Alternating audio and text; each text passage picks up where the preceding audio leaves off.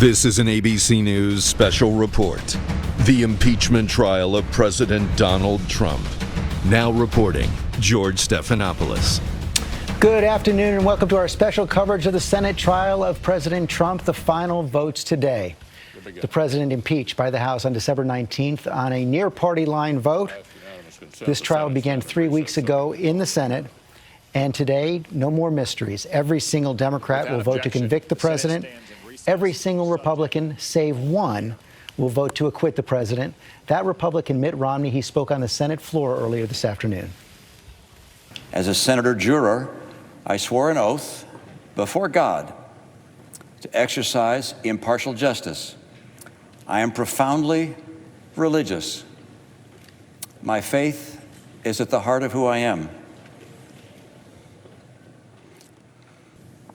The grave question the Constitution tasks senators to answer is whether the president committed an act so extreme and egregious that it rises to the level of a high crime and misdemeanor. Yes, he did. I want to go to our senior congressional correspondent, Mary Bruce, up there on Capitol Hill. Mary, a piece of history right there. No senator has ever voted to convict a president of his own party in an impeachment trial. And, George, this was so dramatic and surprising, even though we knew this was a possibility, because Mitt Romney on the floor this morning doing what no one else in his party has been willing to do, to go out there and say that not only is what the president did here wrong, but he said it was, quote, an appalling abuse of public trust. He went on to say that it was a flagrant assault on our electoral rights, our national security, and our fundamental values. This was a deeply difficult and personal decision for Mitt Romney. He said at the beginning of his remarks that his faith, his Mormon faith, weighed heavily on this decision, saying that it was a decision made out of an inescapable conviction that my oath before God demanded it. And we know that he was thinking about not just what would happen here today, but what future generations would be thinking when they look back on how Mitt Romney and how Republicans handled this decision, how the lens of history is going to treat all of this. And, George, it is just remarkable when you consider the fact that Mitt Romney used to be the Republican standard bearer. He was the Republican nominee for president not long ago,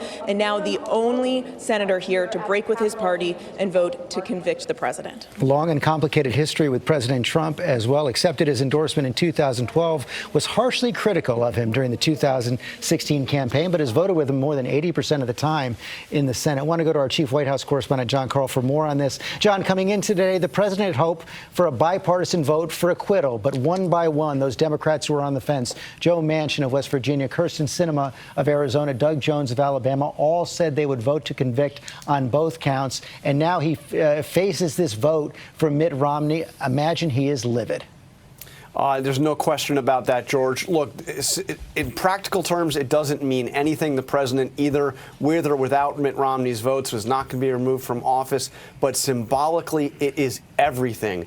The White House has pushed very hard to portray this as a purely partisan impeachment. And in the House, that's exactly what it was. Not a single Republican voted to impeach the president. And they really believed that's what was going to be the situation in the Senate. But now here you have a Republican, and not just any Republican, but the former Republican presidential nominee come out and say that he is voting to remove the president from office, to convict him on impeachment. Chris Christie, you know Mitt Romney, you know Donald Trump. What's your read? It's a very complicated relationship between these two guys.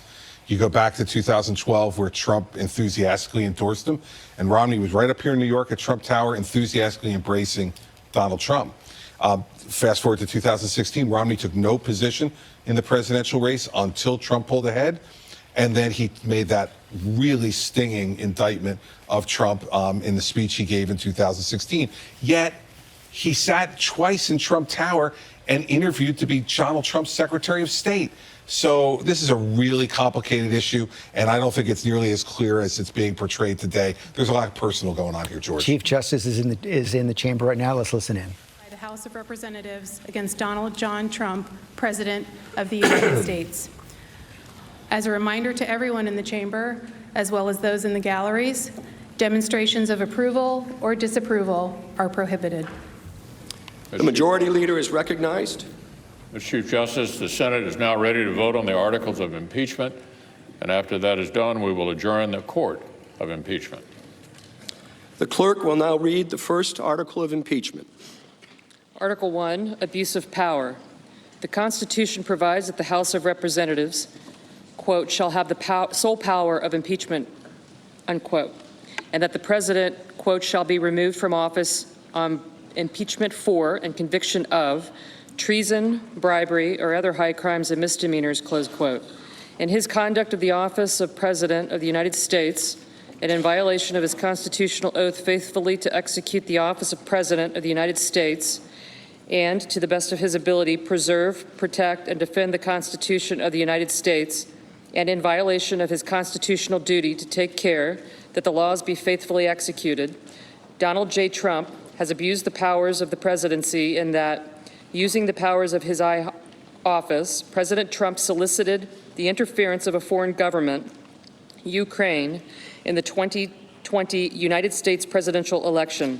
He did so through a scheme or course of conduct that included soliciting the government of Ukraine to publicly announce investigations that would benefit his re-election, harm the election prospects of a political opponent, and influence the 2020 United States presidential election to his advantage.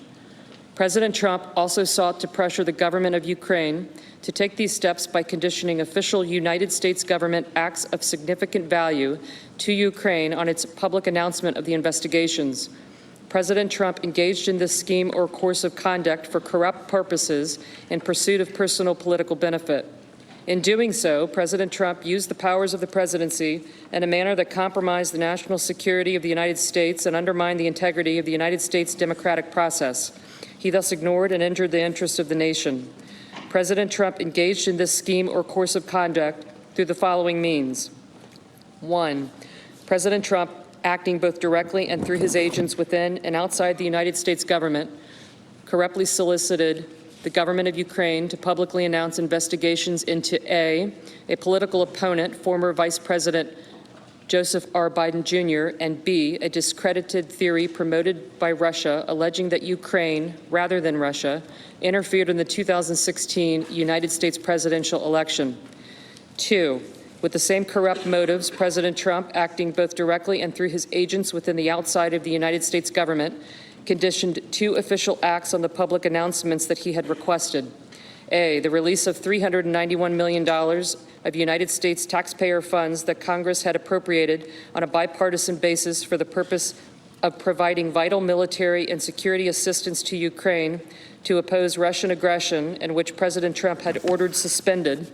And B, a head of state meeting at the White House, which the President of Ukraine sought to demonstrate continued United States support for the government of Ukraine in the face of Russian aggression.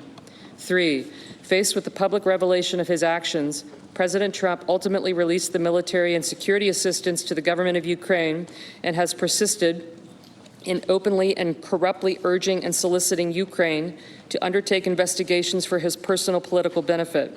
These actions were consistent with President Trump's previous invitations of foreign interference in United States elections. In all of this, President Trump abused the powers of the presidency by ignoring and injuring national security and other vital national interests to obtain an improper personal political benefit. He has also betrayed the nation by abusing his high office to enlist a foreign power in corrupting democratic elections. Wherefore, President Trump, by such conduct, has demonstrated that he will remain a threat to national security and the Constitution if allowed to remain in office, and has acted in a manner grossly incompatible with self-governance and the rule of law. President Trump thus warrants impeachment and trial, removal from office, and disqualification to hold and enjoy any office of honor, trust, or profit under the United States. Each senator, when his or her name is called, will stand in his or her place and vote guilty or not guilty as required by Rule 23 of the Senate Rules on Impeachment. Article 1, Section 3, Clause 6 of the Constitution regarding the vote required for conviction on impeachment provides that no person shall be convicted without the concurrence of 2/3 of the members present.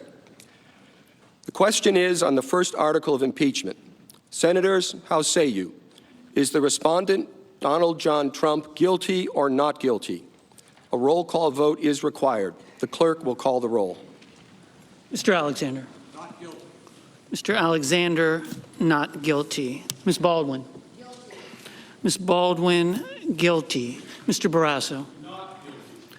Mr. Barrasso, not guilty. Mr. Bennett. Mr. Bennett, guilty. Mrs. Blackburn. Mrs. Blackburn, not guilty. Mr. Blumenthal.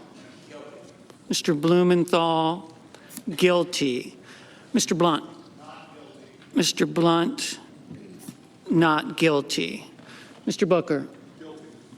Mr. Booker, guilty. Mr. Bozeman. Mr. Bozeman, not guilty. Mr. Braun. Mr. Braun, not guilty. Mr. Brown.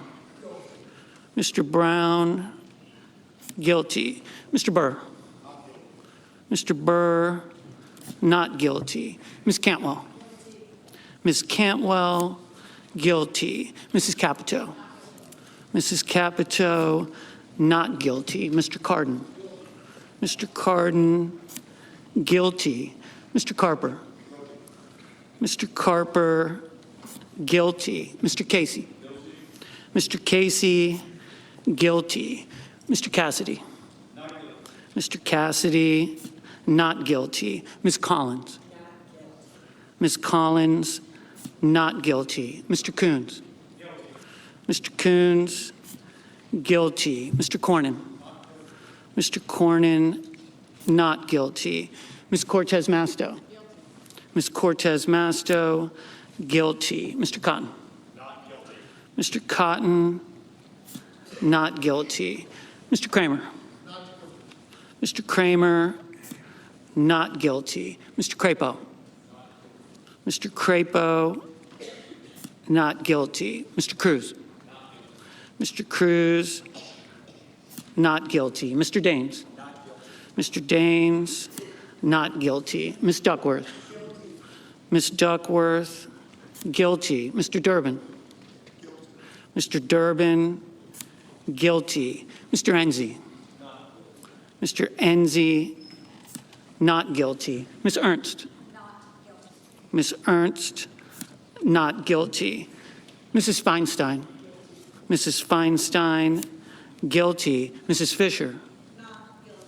Mrs. Fisher, not guilty. Mr. Gardner. Mr. Gardner, not guilty. Mrs. Gillibrand. Mrs. Gillibrand, guilty. Mr. Graham. Mr. Graham, not guilty. Mr. Grassley. Mr. Grassley, not guilty. Ms. Harris. Ms. Harris, guilty. Ms. Hassan. Ms. Hassan, guilty. Mr. Hawley. Mr. Hawley, not guilty. Mr. Heinrich. Mr. Heinrich, guilty. Ms. Hirono. Ms. Hirono, guilty. Mr. Hoven. Mr. Hoven, not guilty. Mrs. Hyde-Smith. Not guilty. Mrs. Hyde-Smith, not guilty. Mr. Inhofe. Mr. Inhofe, not guilty. Mr. Johnson. Not guilty. Mr. Johnson, not guilty. Mr. Jones. Guilty. Mr. Jones, guilty. Mr. Kane. Guilty. Mr. Kane, guilty. Mr. Kennedy. Not guilty. Mr. Kennedy, not guilty. Mr. King. Guilty. Mr. King, guilty. Ms. Klobuchar. Ms. Klobuchar, guilty. Mr. Langford. Mr. Langford, not guilty. Mr. Leahy. Mr. Leahy, guilty. Mr. Lee. Not guilty. Mr. Lee, not guilty. Mrs. Loeffler. Mrs. Loeffler, not guilty. Mr. Manchin. Guilty. Mr. Manchin, guilty. Mr. Markey. Mr. Markey, guilty. Mr. McConnell. Mr. McConnell, not guilty. Ms. McSally. Ms. McSally, not guilty. Mr. Menendez. Mr. Menendez, guilty. Mr. Merkley. Mr. Merkley, guilty. Mr. Moran. Mr. Moran, not guilty. Ms. Murkowski. Ms. Murkowski, not guilty. Mr. Murphy. Guilty. Mr. Murphy, guilty. Mrs. Murray. Mrs. Murray, guilty. Mr. Paul. Not guilty. Mr. Paul, not guilty. Mr. Perdue. Mr. Perdue, not guilty. Mr. Peters. Guilty. Mr. Peters, guilty. Mr. Portman. Mr. Portman, not guilty. Mr. Reed. Mr. Reed, guilty. Mr. Risch. Mr. Risch, not guilty. Mr. Roberts. Mr. Roberts, not guilty. Mr. Romney. Mr. Romney, guilty. Ms. Rosen. Ms. Rosen, guilty. Mr. Rounds. Mr. Rounds, not guilty. Mr. Rubio. Mr. Rubio, not guilty. Mr. Sanders. Mr. Sanders, guilty. Mr. Sass. Mr. Sass, not guilty. Mr. Schatz. Mr. Schatz, guilty. Mr. Schumer. Mr. Schumer, guilty. Mr. Scott of Florida. Mr. Scott of Florida, not guilty. Mr. Scott of South Carolina. Mr. Scott of South Carolina, not guilty. Mrs. Shaheen. Mrs. Shaheen, guilty. Mr. Shelby. Mr. Shelby, not guilty. Ms. Sinema. Ms. Sinema, guilty. Ms. Smith. Ms. Smith, guilty. Ms. Stabenow. Ms. Stabenow, guilty. Mr. Sullivan. Mr. Sullivan, not guilty. Mr. Tester. Mr. Tester, guilty. Mr. Thune. Mr. Thune, not guilty. Mr. Tillis. Mr. Tillis, not guilty. Mr. Toomey. Mr. Toomey, not guilty. Mr. Udall. Mr. Udall, guilty. Mr. Van Hollen. Mr. Van Hollen, guilty. Mr. Warner. Mr. Warner, guilty. Ms. Warren. Ms. Warren, guilty. Mr. Whitehouse. Mr. Whitehouse, guilty. Mr. Wicker. Mr. Wicker, not guilty. Mr. Wyden. Mr. Wyden, guilty. Mr. Young. Mr. Young, not guilty. There you have it. President Trump acquitted in the Senate. Near party line vote. All the Democrats voting to convict, all the Republicans save one voting to acquit the president. Stark scene there on the Senate floor. No long speeches, just the senators standing at their seats and delivering their verdict on the president. There is one more article to come as the clerk tallies the roll right there. And Mary Bruce up there on Capitol Hill, you really could tell it's a different Senate convened for this trial. Absolutely, George. It is remarkable just to see all of the senators there one by one having to stand and announce guilty or not guilty after the weeks of this intense trial. And I will say it did come as a bit of a surprise today to see how unified Democrats were.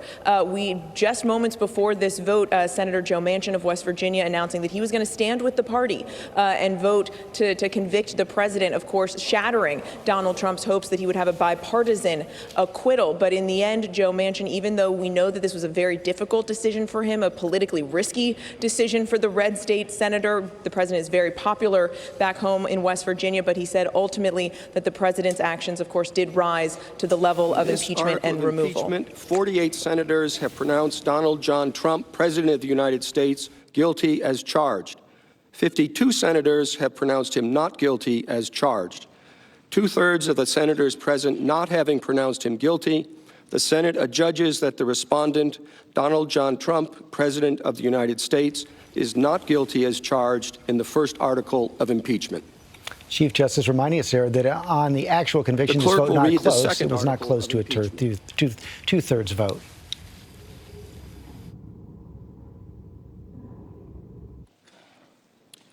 Article 2, obstruction of Congress. The Constitution provides that the House of Representatives shall have the sole power of impeachment and that the President shall be removed from office on impeachment for and conviction of treason, bribery, or other high crimes and misdemeanors. In his conduct of the office of the President of the United States and in violation of his constitutional oath faithfully to execute the office of President of the United States and, to the best of his ability, preserve, protect, and defend the Constitution of the United States, and in violation of his constitutional duty to take care that the laws be faithfully executed, Donald J. Trump has directed the unprecedented, categorical, and indiscriminate defiance of subpoenas issued by the House of Representatives pursuant to its sole power of impeachment.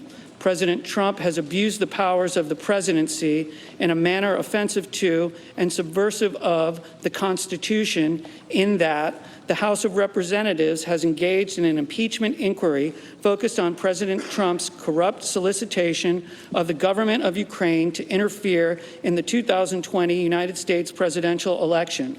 As part of this impeachment inquiry, the committee's undertaking the investigation serves subpoenas seeking documents and testimony deemed vital to the inquiry from various executive branch agencies and offices and current and former officials.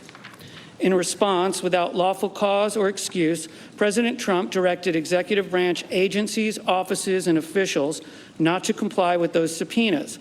President Trump thus interposed the powers of the presidency against the lawful subpoenas of the House of Representatives and assumed to himself functions and judgments necessary to the exercise of the sole power of impeachment vested by the Constitution in the House of Representatives.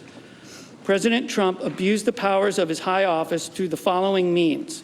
1, directing the White House to defy a lawful subpoena by withholding the production of documents sought therein by the committees.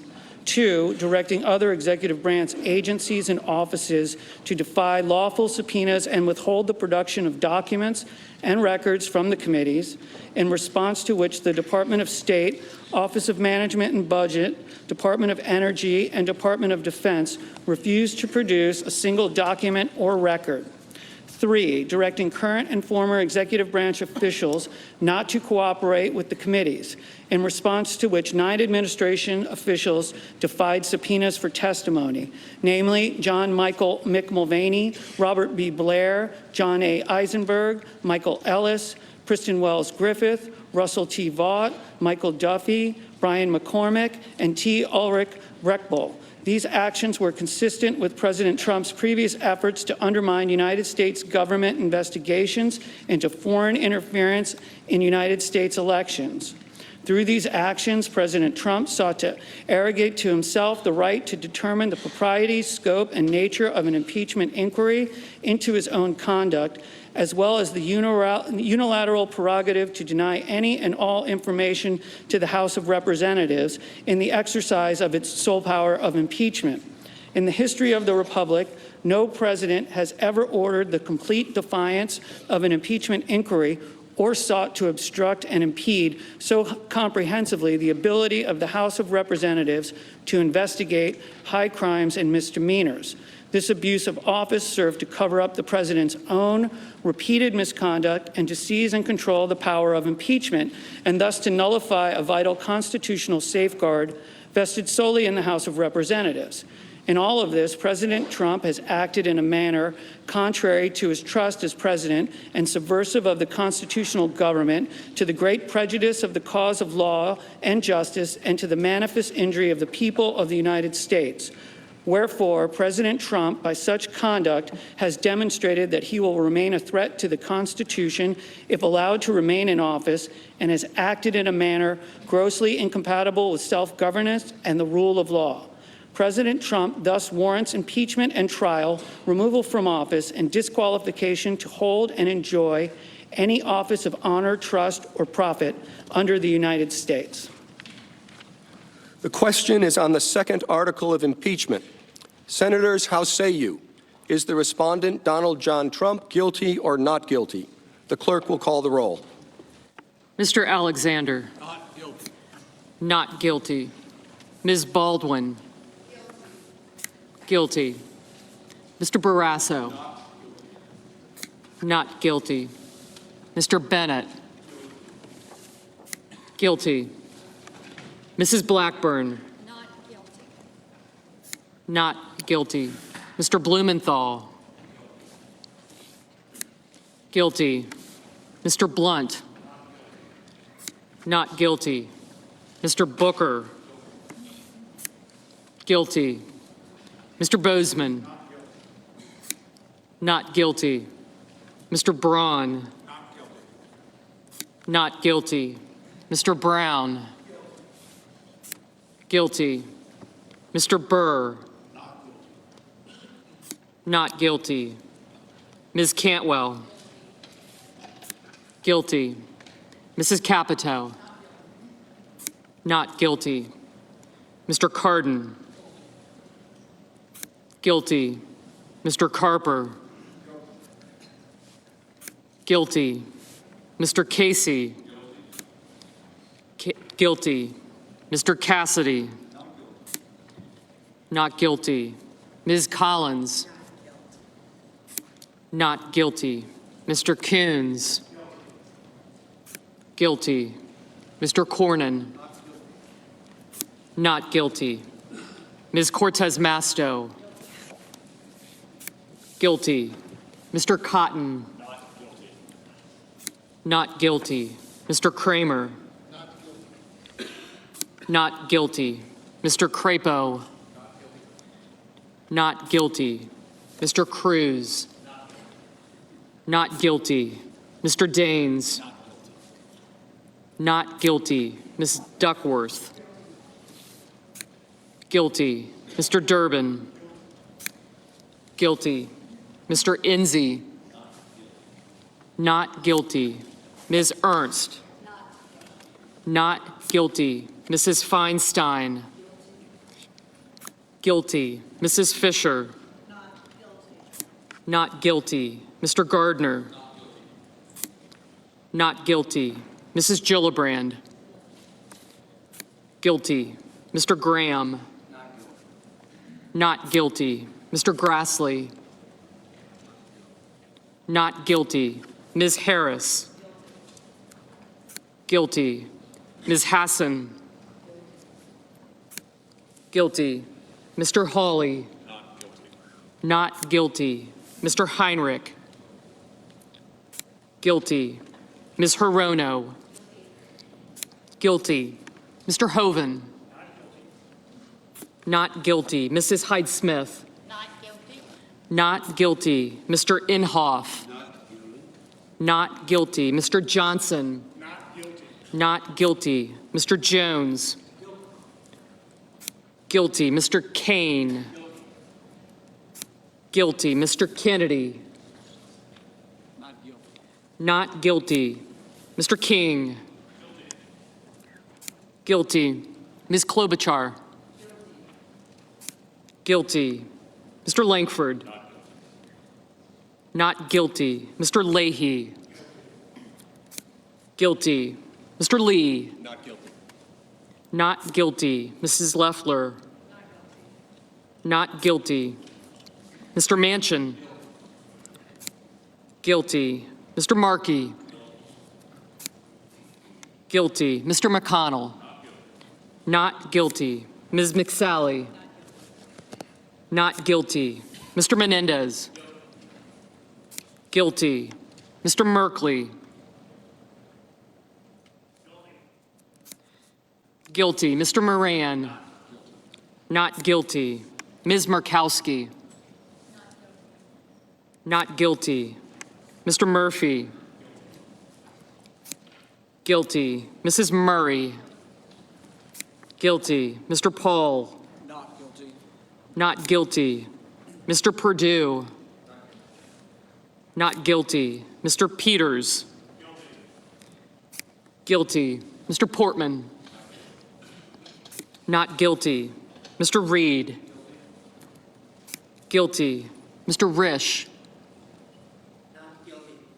Not guilty. Mr. Roberts?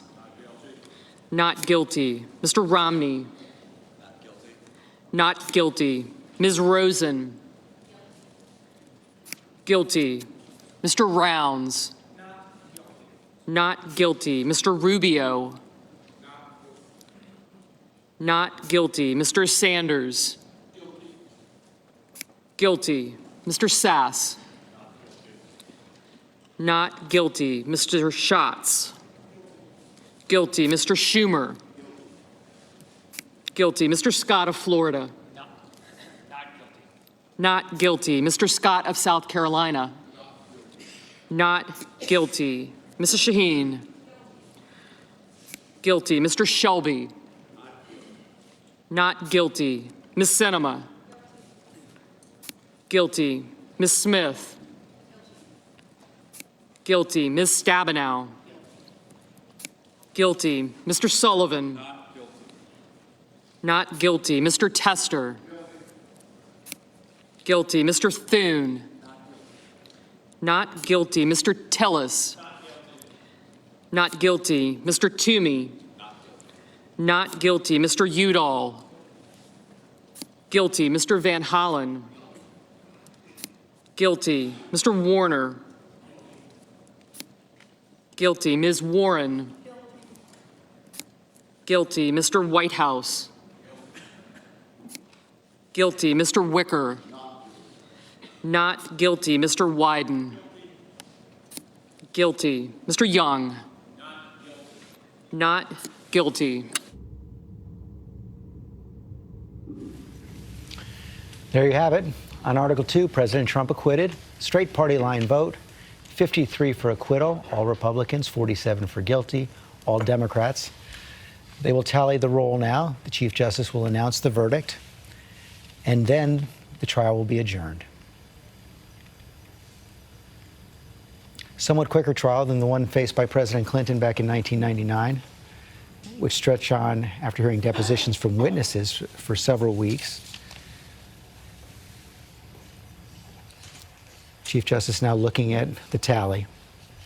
On this article of impeachment, 47 senators have pronounced Donald John Trump, President of the United States, guilty as charged. 53 senators have pronounced him not guilty as charged. 2/3 of the senators present not having pronounced him guilty, the Senate adjudges that respondent Donald John Trump, President of the United States, is not guilty as charged in the second article of impeachment. The presiding officer directs judgment to be entered in accordance with the judgment of the Senate as follows.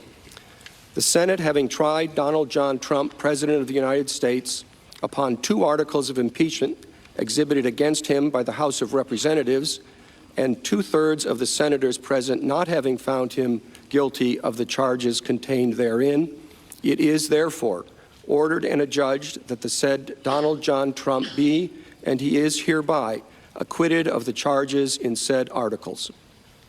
Mr. Chief Justice. The Majority Leader is recognized. I send an order to the desk. The clerk will report.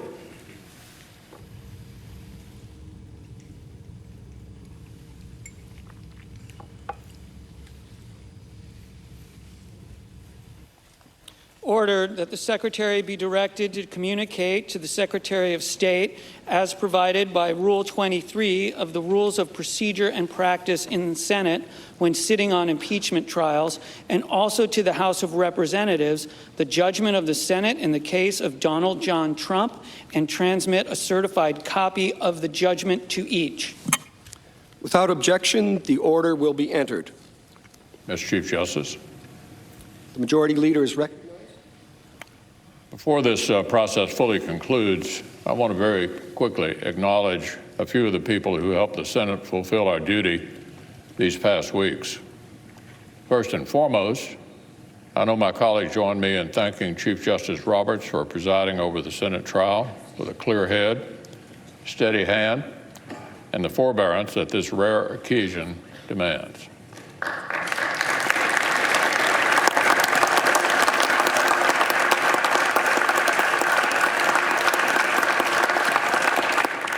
We know full well that his presence as our presiding officer came in addition to, not instead of, his day job across the street. So the Senate thanks the Chief Justice and his staff who helped him perform this unique role. Like his predecessor, Chief Justice Rehnquist, the Senate will be awarding Chief Justice Roberts the Golden Gavel. To commemorate his time presiding over this body, we typically award this to new senators after about 100 hours in the chair, but I think we can agree the Chief Justice has put in his due and then some.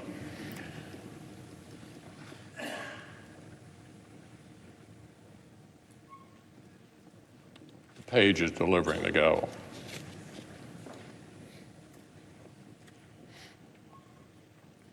Thank you very much.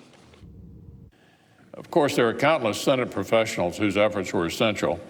I'll have more thorough thanks to offer next week to all of those teams, from the Secretary of the Senate's office to the parliamentarians, to the Sergeant at Arms team, and beyond. But there are two more groups I'd like to single out now. First, the two different classes of Senate pages who participated in this trial. Their footwork and cool under pressure literally kept the floor running. Our current class came on board right in the middle of the third presidential impeachment trial in American history and quickly found themselves hand-delivering 180 question cards from senators' desks to the dais. No pressure, right, guys? So thank you all very much for your good work.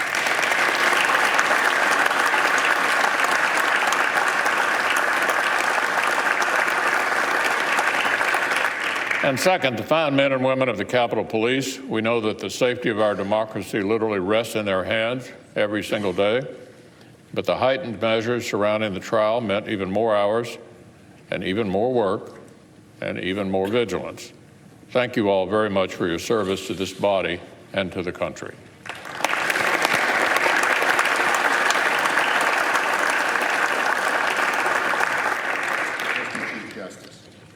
The chair recognizes the Democratic leader. I join the Republican leader in thanking the personnel who aided the Senate over the past several weeks. Capitol Police do an outstanding job day in, day out to protect the members of this chamber, their staffs, the press, and everyone who works in and visits this Capitol. They were asked to work extra shifts and in greater numbers to provide additional security over the past 3 weeks. Thank you to every one of them. I, too, would like to thank those wonderful pages. I so much enjoyed you with your serious faces walking down right here and giving the Chief Justice our questions. As the leader noted, the new class of pages started midway in this impeachment trial. When you take a new job, you're usually given a few days to take stock of things, get up to speed. This class was given no such leeway, but they stepped right in, didn't miss a beat, ferrying hundreds of questions from U.S. senators to the Chief Justice on national television is not how most of us spend our first week at work, but they did it with aplomb. I'd also like to extend my personal thank you to David Houck, the Director of the Office of Accessibility Services, Tyler Pumphrey, the Supervisor, and Grace Ridgway, the wonderful Director of Capitol Facilities.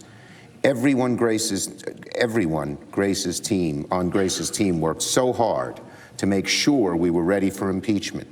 Gary Richardson, known affectionately to us as Tiny, the chief chamber attendant.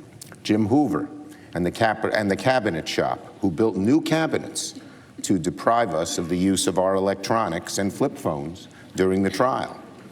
Brenda Bird and her team did a spectacular job of keeping the Capitol clean, and Lyden Webb and his team who moved the furniture and then moved it again and again and again. Grace, we appreciate all your hard work. Please convey our sincerest thanks to your staff. Thank you all, the whole staff, for your diligent work through many long days and late nights during this very trying time in our nation's history. Mr. Chief Justice. The chair also wishes to make a very brief statement. I would like to begin by thanking the Majority Leader and the Democratic Leader for their support as I attempted to carry out ill-defined responsibilities in an unfamiliar setting. They ensured that I had the wise counsel of the Senate itself through its secretary and her legislative staff. I am especially grateful to the parliamentarian and her deputy for their unfailing patience and keen insight. I am likewise grateful to the Sergeant at Arms and his staff for the assistance and many courtesies that they extended during my period of required residency. And thank you all for making my presence here as comfortable as possible. As I depart the chamber, I do so with an invitation to visit the court. By long tradition and in memory of the 135 years we sat in this building, we keep the front row of the gallery in our courtroom open for members of Congress who might want to drop by to see an argument or to escape one. I also depart with sincere good wishes as we carry out our common commitment to the Constitution through the distinct roles assigned to us by that charter. You have been generous hosts, and I look forward to seeing you again under happier circumstances. The chair recognizes the majority leader. I move that the Senate, sitting as a court of impeachment on the articles against Donald John Trump, adjourn, sine die. Without objection, the motion is agreed to. The Senate, sitting as a court of impeachment, stands adjourned, sine die. Chief Justice will now be escorted from the chamber as he gavels the Senate trial of President Trump to a close, thanking the senators for their work, for their hospitality, in essence, over the last several weeks, and encouraging them in their, what he called, all of their common commitment to the Constitution. We've now had 2 presidential impeachments in the last 21 years. Presidents impeached by the House, acquitted by the Senate. I want to start with Terry Moran right now. Terry, reminder the words of Ken Starr when he was defending the president on the Senate floor, prosecuted President Clinton, defended President Trump, and rued what he called the age of impeachment. The age of impeachment, which he, as you pointed out, was one of the instigators of. But if it becomes just another weapon in partisan warfare, then it does undermine the scheme of constitutional government. This verdict will be part of that, no question about it. I thought it would be an anticlimax since we mostly knew what was going to happen. But it wasn't. The weight of history, the weight of personal judgment was hanging over that Senate chamber. And now, what to make of the conduct of President Trump as revealed in this impeachment process is up to the voters. It doesn't look like they're very much concerned about it to the point where it will be the make or break issue in the election. But the votes of those Democrats from red states, especially Doug Manchin of West Virginia and Kyrsten Sinema of Arizona, Doug Jones of Alabama, and Mitt Romney, they do show that maybe there is a center in this partisan warfare, that the president did wrong, and that he cannot be completely exonerated. At the end of the day, I think the problem is for Democrats going forward, though, they spent years trying to drive this president from office through impeachment. What was the opportunity cost of that? Are they only known before the voters in the fall as the party of outrage and contempt? They'll need more. That is going to be up to the voters to decide, Pierre Thomas. It will be up to the voters to determine the fate of President Trump, whether he stays in the White House. But meantime, the courts continue their work and prosecutors continue their work on some of these underlying issues. George, absolutely right. Unclear how this unfolds in the near future, except that we will learn more. We have that book coming out by the former National Security Advisor John Bolton. And as you said, the Southern District of New York prosecutors there and the FBI continue to investigate the circumstances of the firing of the former ambassador to the Ukraine, Marie Yovanovitch.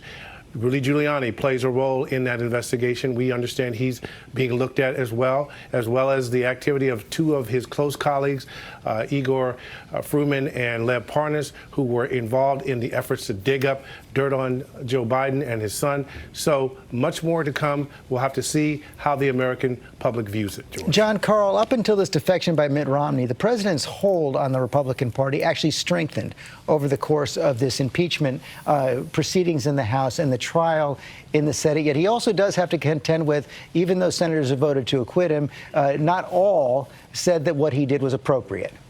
Several of them said that they thought it was inappropriate, that he shouldn't have done it. Susan Collins of Maine actually went so far as to say that she believes that the president learned from this experience and he would act differently in the future. There's no evidence of that, though, George, in the record here. The president, throughout this process from day one, insisted he did absolutely nothing wrong. And even though you did hear some of those Republicans who ultimately voted to acquit be critical of him, by and large, most of the Republican Party in the Congress and apparently in the country at large agreed with that. In fact, his standing overall, his approval ratings right now are as high as they have ever been. On the Gallup poll, the highest it has ever been just this week. Yeah, approaching 50% at 49%. Cecilia Vega, we just heard from Pierre Thomas that John Bolton still has that book coming out. We also learned today that he's quite likely to be called as a witness in the House. House Judiciary Chair Jerry Nadler today said such, and basically is implying that these investigations will continue to go on. But it's not a done deal. I mean, there is still division among the Democrats over whether that's the right move to do. We don't know how Nancy Pelosi feels about that, and we know how long it took her to get to this point to come to impeachment. Bolton has suggested that he would be willing to testify. We've been talking about that in recent weeks. That was sort of that 11th hour bombshell heading into this Senate trial. Of course, Pierre mentioned the book, and we know these new allegations that have come out from Bolton in recent weeks with his firsthand knowledge of President Trump and his dealings with Ukraine. The other, I think, elephant in the room is Joe Biden. Rudy Giuliani has suggested that Joe Biden should be 100% should be investigated, he said, going forward. So there is a lot more to come still. I think this fight is not necessarily done in terms of investigations, in terms of allegations. I think even the White House knows that there is more to be talked about. There is potentially more to come, and they're not happy with this Bolton book coming out and the slow leak that we're going to see of information coming in the next days, weeks to come. But we likely will hear from the president next days as well, giving his verdict on the Senate trial as well. I want to turn to our legal panel, giving us so much illumination over the course of this trial. Kate Shaw, let me begin with you, professor at Cardozo School of Law. What's your takeaway from the experience? Well, the Constitution creates a very high bar for removing a president, right? 2/3 supermajority in the Senate. We've never done it, right? So in some ways, that was never a very realistic possibility going into these proceedings. I think that the sort of verdict of history will take time to come in, but I don't think it's very likely that history will judge this to have been purely an illegitimate and partisan effort, the way the president's defenders would like it to be.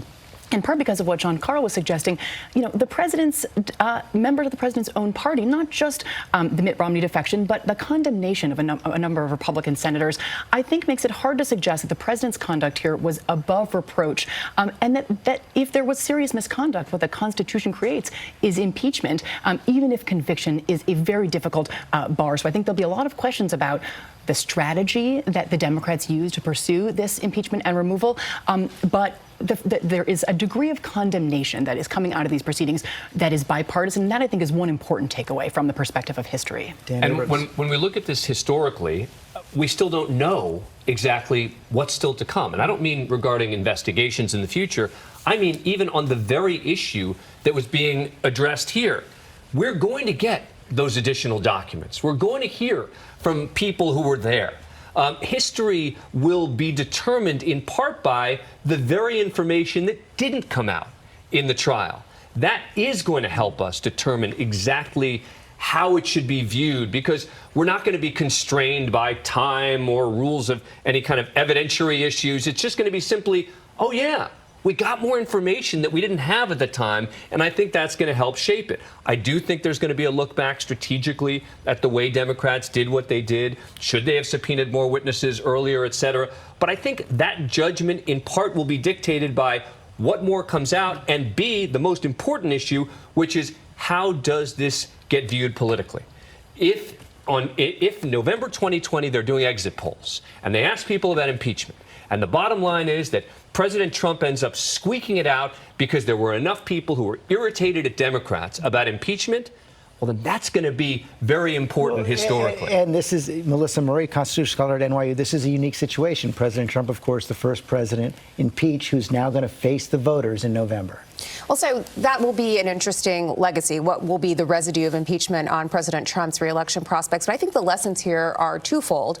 One, I think we've seen the expansion of the unitary executive theory, something that's been building over the course of this presidency. Alan Dershowitz's defense of the president really entrenched it and indeed expanded it. The idea that anything that is good for the president must be in the public interest. We've never seen anything like that. That will certainly be part of executive politics going forward. The other thing I think goes to Kate's point. What is impeachment impeachment for? And if impeachment isn't for conviction and removal, but is merely condemnation, is that really the kind of effective check on presidential power that the framers envisioned? They certainly didn't envision this kind of partisan polarization that in this climate, impeachment really could not work.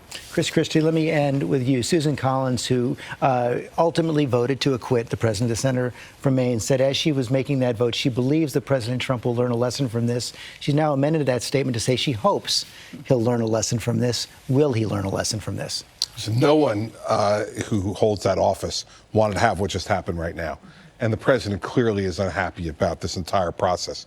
But I'll say now, probably for the 50th time on this air, what I've said over and over again. This is who he is. And he absolutely believes, because I tell you, he's looked me in the eye and told me that he believes that there was nothing wrong with what he did. And so by that measure, you have to take him at his word that I don't think that he will take from this that he has to amend his conduct. And I think he believes this is what the people of the country voted for and the way he's going to continue to conduct himself because they support him and because that's who he is. I have to ask you a question that I asked him back in June. Do you think it's conceivable that he, in a conversation with a foreign leader, will ask for information for the election? That I don't believe is conceivable, no. But I think that we're talking about a broader personality here. And that personality we've seen is much different than anybody who's ever occupied that office before. And all of us in this country are adjusting to a new and different approach to the presidency. And so he's not going to change who he is because he believes that it's that personality that got him to the Oval Office. And he believes, and the numbers are now starting to show even more, that people are supporting him even more now. And this was the great risk that Nancy Pelosi understood. I think when you look at the rewrite on this, Nancy Pelosi is going to be seen to be much smarter than her own party thought she was. She saw this coming. She was afraid that if they swung and missed, they'd make him stronger. And at least as we sit here now, 9 months before the election, he looks stronger now than he was when she first decided to go ahead with this last October. Mary Bruce, let me bring you in as well. Senior congressional correspondent, been there every step of the way up there on Capitol Hill. What lesson has Speaker Pelosi taken? What comes next? Well, I think the Speaker would say that she obviously feels that she made the right decision here, that it was worth doing this, even though, of course, she was reluctant to take this step. But there is no question, especially after the tension between the two of them at last night's State of the Union, that there are very big questions about the lasting damage done here between the two parties. Look, we are accustomed to bitter partisan fights here in the hall of the Capitol, but what we have seen over the last several weeks has taken that up a notch significantly, and it has laid bare for the entire nation just the depths of that divide. And there will be, I think, a lot of big questions about whether that can be overcome. How can these two sides work together, if at all, going forward? I have to say, George, there is a sense of surviving a very brutal fight here. This has been bruising. The Senate feels exhausted. And now this fight, of course, though, will continue. As Mitt Romney says, it is now up to a higher court, the American people. The American people, and President Trump has weighed in as well, sending out a tweet suggesting Donald Trump not only in 2020, but up to the year 70,000. Now it's 90,000 and counting. We're going to return now to our regular programming on the network. Our coverage will continue on ABC News Live, and a full wrap-up tonight on World News Tonight with David Muir. The Senate trial of President Donald John Trump has adjourned.